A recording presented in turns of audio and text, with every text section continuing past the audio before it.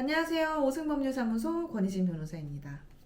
오늘은 배우자가 바람펴서 이혼 소송을 했는데 그 배우자로부터 위자료를 받지 못했던 사례에 대해서 짧은 영상을 준비해 보았습니다.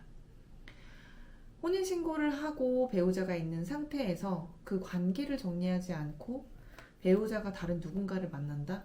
라고 했을 때 여러분은 용서를 해주실 수 있을 것 같나요?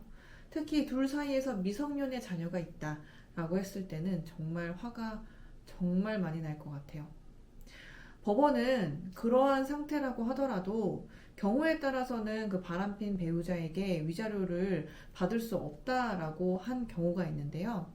법원은 요약하면 혼인 파탄에 있어서 그 책임이 쌍방이 똑같다라고 할 때는 그 배우자가 바람폈다라고 하더라도 위자료를 그 배우자로부터 받을 수 없다라고 합니다.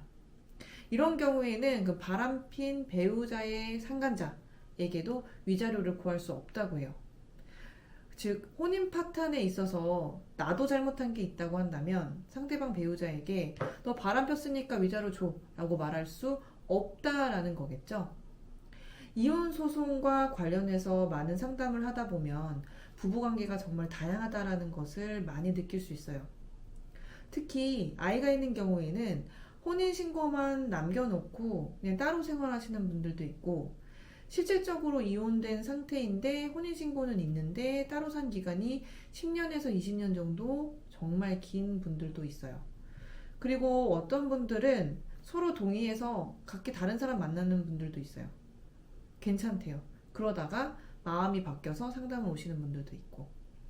그리고 정말 안타까운 경우는 혼인을 했는데 배우자가 너무 괴롭혀서 참을 수 없어서 도망쳐 나와서 그 아픔을 제3자로부터 치유받는 분들도 있어요. 이런 분들도 사실은 하나의 예시가 될 수 있겠죠. 법원에서 혼인 파탄의 정도가 쌍방 똑같아서 바람폈다라는 이유만으로 위자료를 구할 수 없다라고 한 사례는 구체적으로 어떠한 사연 때문에 그렇게까지 결론이 났는지는 사실 아직까지는 확인할 수가 없어요. 하지만 아마도 법원에서는 앞에서 잠깐 예시로 들었던 사례와 마찬가지로 혼인이라는 거는 한 사람의 하나의 행위로 판단하기보다는 처음부터 끝까지 두루두루 전체적으로 판단을 해서 누구에게 그 파탄에 있어서 책임이 있는지 확인하겠다라는 취지라고 볼 수 있겠죠.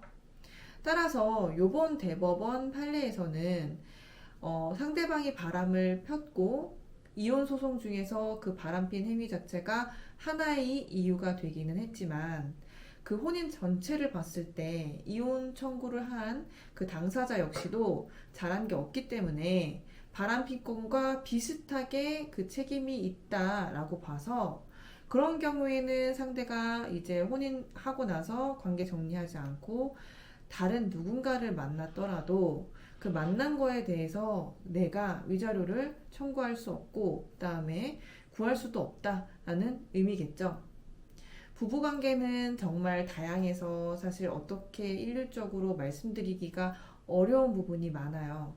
그래서 보통은 짧게 상담은 30분, 1시간 정도를 진행을 하고 이혼을 원하는지, 이혼이 답인지, 아니면 부부 상담을 가야 하는지 여러 조언을 직접적으로 드리고 있습니다.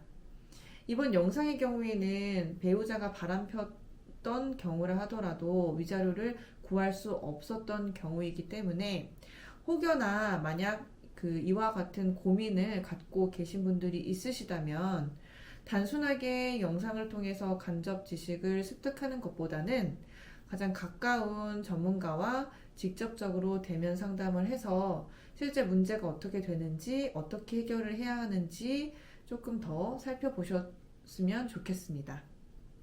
이번 영상이 도움이 되셨다면 좋아요와 구독 그리고 알림 설정 꼭 부탁드립니다.